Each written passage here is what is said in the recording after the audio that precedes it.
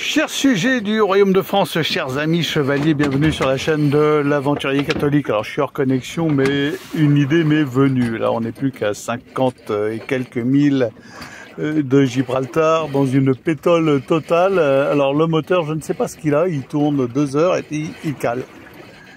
Et j'ai beau faire, modifier le circuit de gasoil, purger, rien n'y fait, je ne sais pas ce qui se passe. Alors peut-être qu'il chauffe, je ne sais pas. Tout d'un coup il se ralentit, il cafouille, il cale. Bon, à gérer, on verra. Il redémarre après à froid, je ne comprends pas.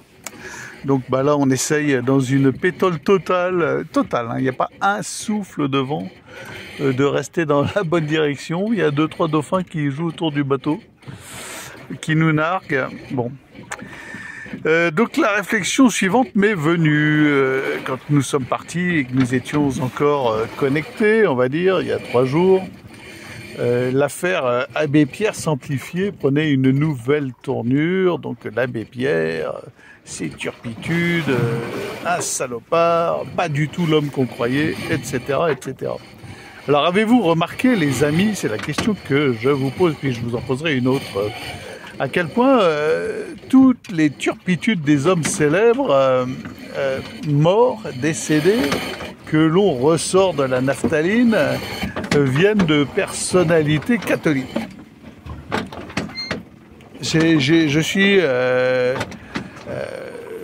navré de faire ce constat, et d'accord, exhumons l'abbé Pierre, condamnons-le à mort, à vie, à ce que vous voulez, à être décapité. Voilà, décapitons son cadavre, débaptisons toutes les rues, lycées, institutions qui portent son nom, enlevons sa photo de partout. Ok, d'accord, parce que je sais pas, j'ai pas suivi, je sais pas ce qu'il a fait avec des femmes. Bon.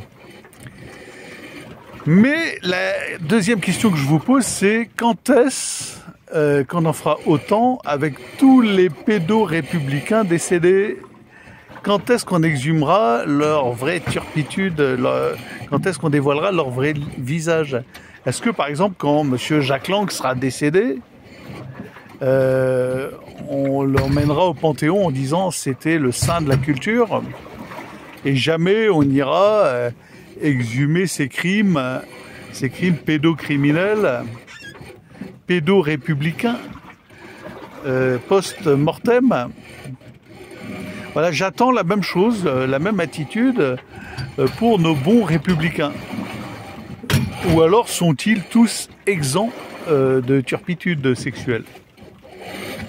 Ça doit être ça sûrement, puisque seuls les catholiques sont entachés de telles bassesses, de telles ignominies, de telles infamies, et méritent que l'on salisse leur mémoire ainsi. Donc je vous pose la question, voilà.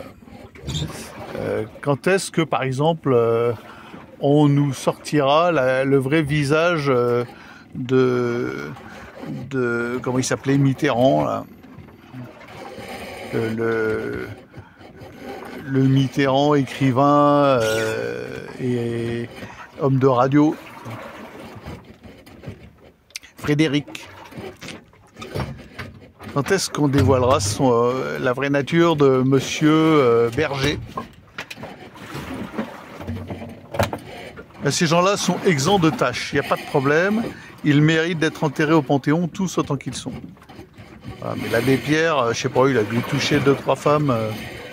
Bon, il a dû céder à 2-3 tentations, ayant été député, je vous le rappelle, ayant été célèbre. Et lui, non. Lui, il n'a pas le droit au repos éternel. Et puis, il faut surtout que les catholiques comprennent bien que ils n'ont pas le droit d'avoir des saints. Ils n'ont pas le droit de respecter des prêtres. Ils n'ont pas le droit au pardon républicain, eux, surtout. Voilà. Voilà. Alors, prions pour l'abbé Pierre, prions pour le salut de son âme, prions pour son repos éternel, et rendons-lui grâce pour l'œuvre qu'il a créée. remercions-le. Et puis, bah, voilà, c'est pas pour 3 gonzesses ou 4 ou j'en sais rien, peu importe, qui l'aurait chatouillé un petit peu. Voilà. Ça restait un homme. Bon. Hein, est-ce qu'on va débaptiser les Restos du Cœur parce que on va découvrir que Coluche aimait bien jouer à touche popo avec des femmes différentes? Est-ce qu'on va le déterrer et mettre sa tête sur une fourche et la trimballer au milieu de la ville? C'est fatigant, voilà, la clameur publique républicaine me lasse et on est aussi bien en mer.